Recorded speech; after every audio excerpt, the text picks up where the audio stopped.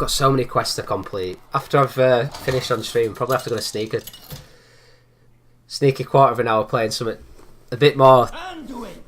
You talk about terrible decks. I'm going to have to play something quest focused, and not as in quests that I like to play, as in the quest try and get some gold in bank. Depending on how this game goes, I have to see. Like, I'm bashing through battle cries a little bit, but nowhere near at speed I need to. So, what is the Warlock deck of choice at the moment? I assume he's not playing quest. Side effects? No. We can cope with a more controlling Warlock, I feel.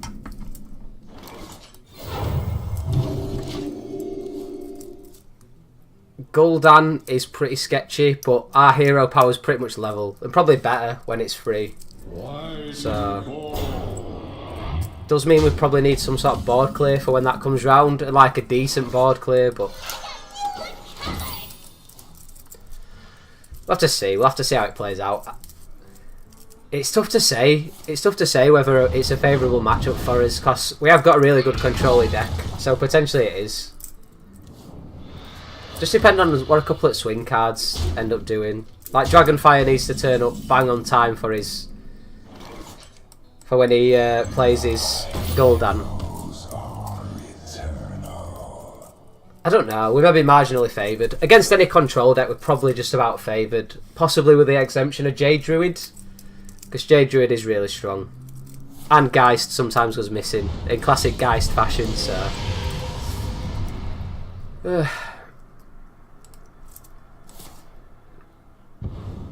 That seems a weird play. Has just cleared his own board for no reason, which was pretty good of him. Doggo. Power word shield is Doggo, because basically Mistress does him more favours than it does us. So that's the thought process there.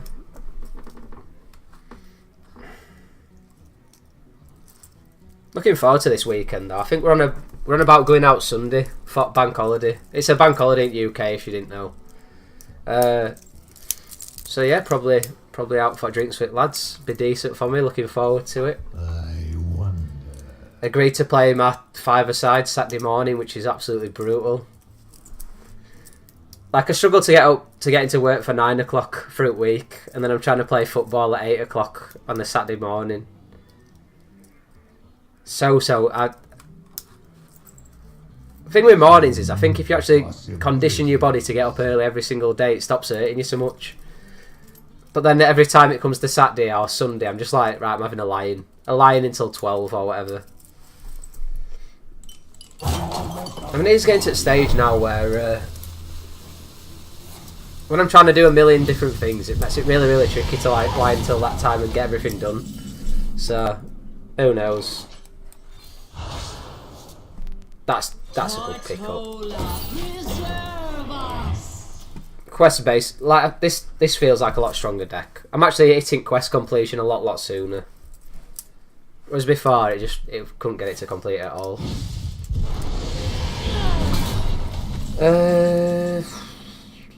As I say, Dragonfire is probably MVP in this matchup.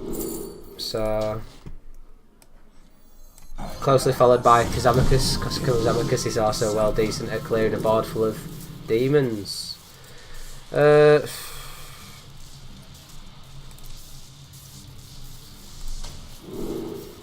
6 damage to all. Do us nicely. Again, that's fine. I'm trying to cleave out space for when I inevitably have to play the Kazakus potion, draw 3 demons from there. So we know that's Earthen Ring Farseer 100% at a time. He's just trying to cash an extra bit of value out of it, which means that we might as well hold on to his Abyssal Enforcer, because we know that's going to get us value.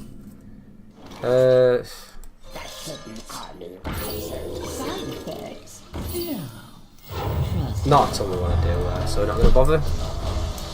As I say, we know for a fact Earthen Ring's in his hand, and this puts us in a good position to clear that next turn. So even if he like bumps and then heals, although I don't know what the advantage of that would be.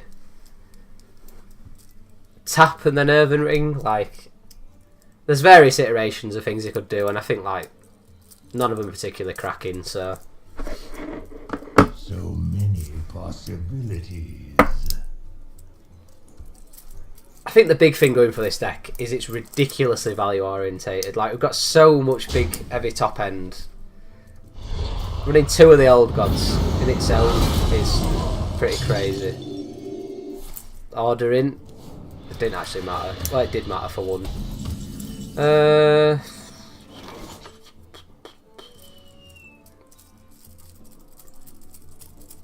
Abyssal just trades fairly, which is disappointing.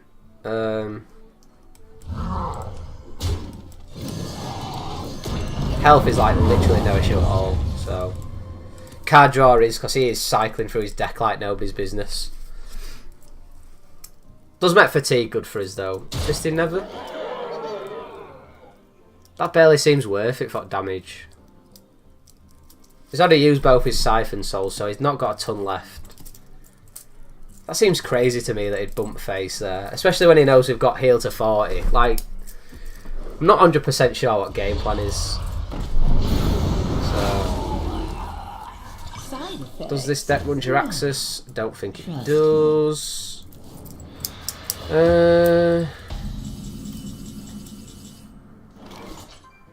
Doomsday Neverlands. This looks like a decent Holy Nova actually. Full clear with Holy. And then leave it at that. Fats. I've got more healing than you, so do what you want. Terrified of when he fills his board with demons, but we've got a couple of half decent answers, so maybe we get there.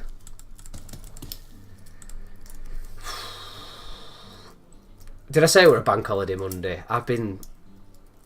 It's unbelievable how much I'm looking forward to this bank holiday Monday. Like, if you haven't been watching stream wrong, I've only been working 2 weeks and full on desperate for this extra day.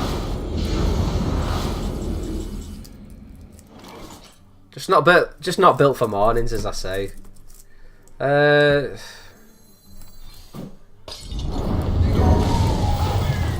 We need to find things we actually want to do, and I've still not found them. That's the... Well, admittedly we've drawn all his bottom end, but... There's a lot of janky cards in this, as with any priest list. Like, the issue priest will, and has always had, is that they're all situational removal tools, and they're all situational, although really good tools. Like, 2 mana remover minions, really strong. But... it's less good when you can only do it for 3 or less attack. Same with Shadow Word Death. Same with like Mass Dispel sometimes can be deep. Like, there's a lot of things that are, as I say, very situational. I feel like he's already setting himself up for Gul'dan. And he's established himself a decent demon board. Right, okay.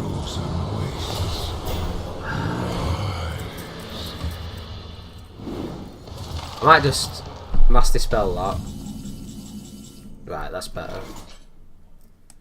I see gold in your future.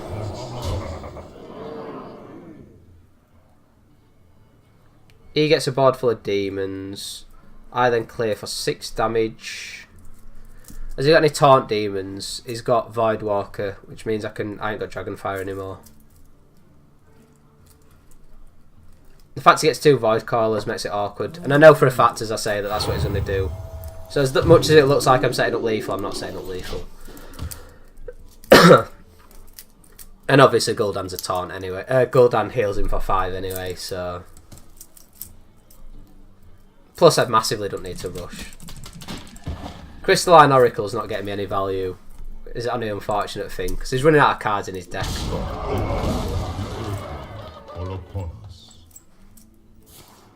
Hellfire. Second Hellfire.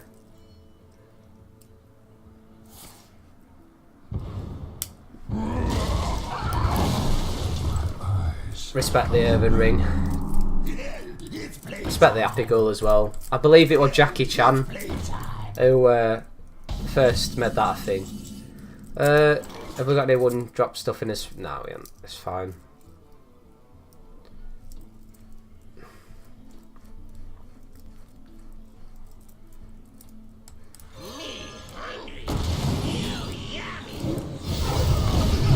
Like, once I get Razor, I can actually go ahead with the Anduin plan. But I'm afraid he's going to put... Probably should Anduin now. To actually absolutely demand he does his Gul'dan. The fact I've got this in hand, though, just chilling. Like, I mean, there's no stress at all. And the Shadow Reaper Anduin thing becomes so much better after you've got Razor out, so why rush? And as I say, if things don't happen in the next couple of turns or so, it's better for us to have a healer hero power than have an aggressive one. Because he's going to out-heal us turn on turn, because we're only going to be able to ping him once, maybe twice. So...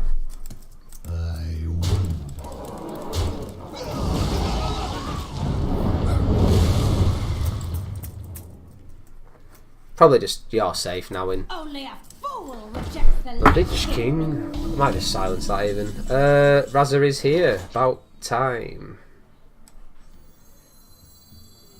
You are safe now. And now I'm safe. So we're looking decent. We're looking really decent, to be honest. He's just going to fatigue for days. Look how close he is to fatigue. We've got the perfect answer to his... The two-part effect that is Shadow Reaper Gul'dan. So...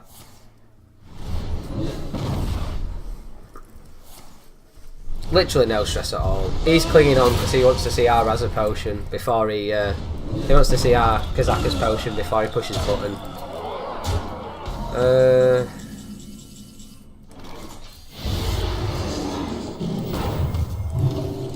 I'm almost out of cards. Like fatigue's against him, so even if he hadn't drawn it yet, which he very well might not have done. Like fatigue's against him, so. I mean, the fact he's clung on this long seems ridiculous to me. Yeah, there you go. Blood and shadow. So, shut this board down, win the game. 2 matchups we have just valued out of town. Absolutely valued him to death.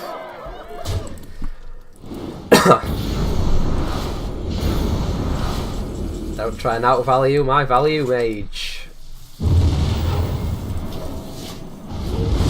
Oh, the synergies. I'm out of cards. So, yeah.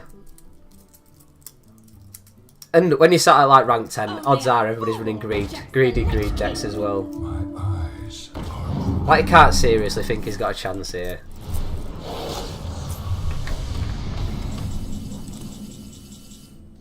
Am I gonna mill myself cards? It doesn't actually matter. Like, there's nothing he can do to beat us.